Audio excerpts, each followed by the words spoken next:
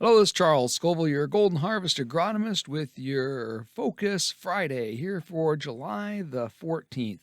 Certainly weather is top of the discussion again this week and the remnants of that. A couple things I'm going to get into today. First of all, what is the challenge of too much rain? Some places have had that right now. Second topic is going to be about why are we seeing different colors of yellow in both corn and soybeans right now. There's a lot of different reasons. We're going to kind of hit on a few of those just to give you some ideas of what to be out looking for in the field. And the third item I want to hit today is about sudden death syndrome in soybeans. A, what is it? And B, why are we seeing it this early in the year across Michigan? Thinking about the weather, I always like checking heat units. Right now, we are at about 1,086 heat units for 2023, starting May the 1st till today. That puts us about 100 heat units behind the 5-year average. So that sounds like a lot, but we're talking 3, maybe not quite 4 days worth of heat units behind. We got plenty of time to make that up, but certainly something to be aware of as we're preparing for harvest this fall. Want to talk also about the weather. Wednesday night, we had quite the storm go through mid-Michigan. We actually got 3.5 inches here at the home farm, and we got water sitting around. I've got some corn leaning a little bit from the heavy winds and the saturated soils. It's going to be interesting. But luckily, everybody didn't have that. But as we say, it seems like every year, at the end of the year, we'll all average out the right amount of moisture. We just can't always control how we get it. And we've certainly gotten it somewhat spotty this year across the state of Michigan. In fact, in my travels across the kind of southwest part of the thumb near that Caro area, I saw standing water midweek. And that doesn't bother me nearly as much as the yellow soybeans I saw in and around those areas that were truly saturated soils. And so that's what I want to talk a little about. Beyond that drought we've been talking, the challenges of too much rain out there. And let's talk about soys first, because been a couple calls already this past week where yellow soybeans, what's going on? And it can be a combination of things, but we got to get the shovel out. We got to walk those fields, take a look under the soil. And in many cases, we're seeing some root rot diseases. The primary one, of course, is Phytophthora right now because it likes warm, wet conditions. And even though in many cases we probably had a really good seed care treatment on those beans, that seed care is certainly wearing off by now. And so we're dependent on the genetic tolerance of those beans to get us through these higher risk Phytophthora warm, wet conditions. And a great time to evaluate those varieties for their tolerances. Also, when we're sitting in those saturated soils, it is a little harder for those nodules on the soybean plants to get enough oxygen to continue nodulization, continue pulling nitrogen from the air and feeding nitrogen to those beans. And so that's certainly going to continue, and that's usually more of a solid yellowing coloring in those that we see from those saturated soils. On the corn side, nitrogen loss is my biggest fear when we see saturated soils. We know it's mobile in the soil. We know we need a lot of nitrogen for these vegetative growth stages as we're getting really tall, really fast.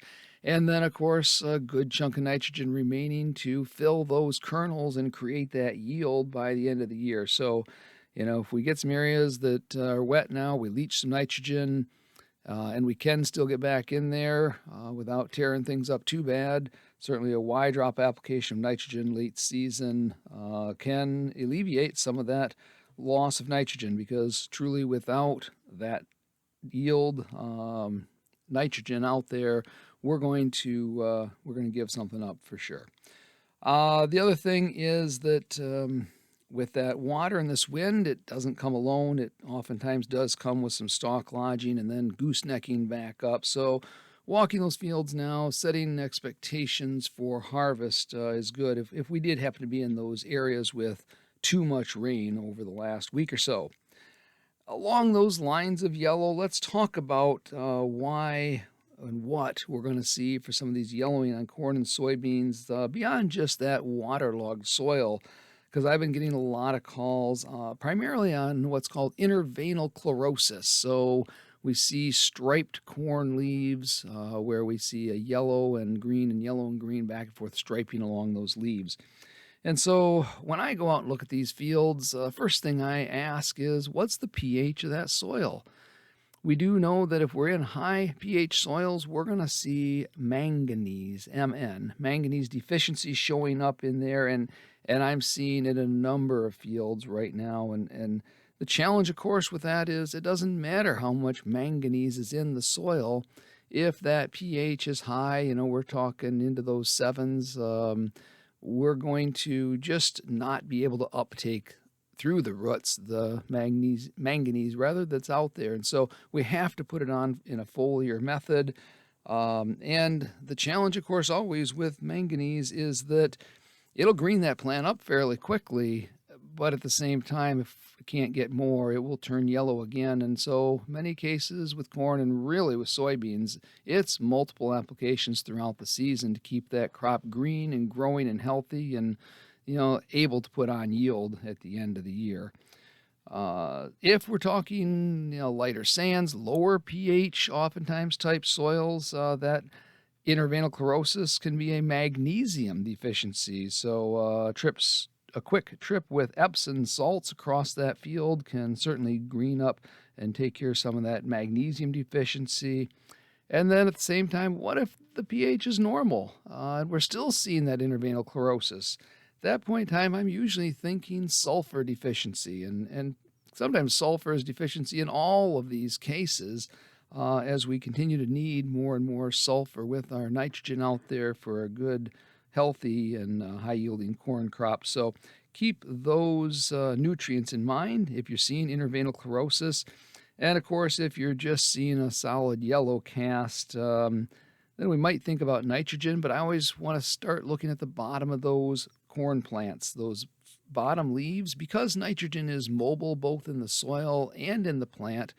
We're going to see that kind of inverted V shape of yellow to brown necrosis type leaf yellowing at the bottom of that plant. And it's going to work its way up as we steal more and more nitrogen from the old tissue and move it into the new tissue. So if we're starting to see that, making sure we remedy early and often the nitrogen out there so that we don't see that yellowing all the way up to the ear leaf come harvest. And so as we're thinking about other yellowing out there in the corn, I've seen some yellowing from the edges of the leaves where the green is in the center and the yellow is on the edges. And whether that's soybeans or whether that's corn, that's always potassium deficiency. What's hard about that, though, is it's not always that the soil's deficient. Sometimes, especially in these droughtier conditions, we just haven't had enough moisture to move that nutrient into the plant. And so we're showing deficiency. And as we start to get nutrients back into soil solution, a lot of times we can remedy that. But the only way to truly test whether any of these are issues is both looking at tissue testing and soil testing to really figure out where that limit is coming from not having the availability of those key nutrients for crop growth. The last item today I want to talk about is around sudden death syndrome in soybeans. And usually we don't talk about this until a little later in the season, but I've been getting calls already. And so you look at those soybean leaves and you see this bright green set of veins.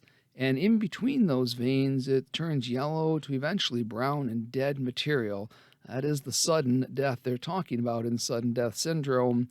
And once we have that in the plants, there's no real remedy for that. It's about better planning for next year. But some things that we can know for sure is that it is caused by fusarium in the soil. That's the causal agent.